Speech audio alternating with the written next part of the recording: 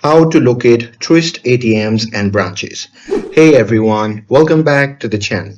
So if you need cash or banking help, well here is how to find Truist ATMs and branches fast. So now without further ado, let's get started. So first thing first, open any web browser and now here once inside, you can just click on the search bar and simply search for Truist Bank.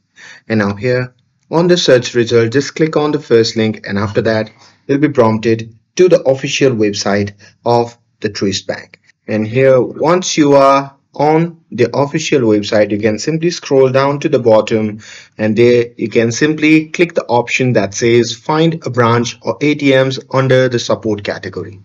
And here, once you do that, on the next page, you have to type in your city, zip code, or address in the search bar and press search or hit enter. And you can use the filters to show the branches, ATMs, or both. And you can also use the filter for services like drive-through, coin counter, or the safe deposit boxes. And there you can just click a location to see its address, hours, and phone numbers and directions, and that's it. Now you know exactly where to find your nearest Truist ATMs or branch anytime. And with this, if you found this video helpful, then don't forget to like, share, and subscribe to get updated for more videos.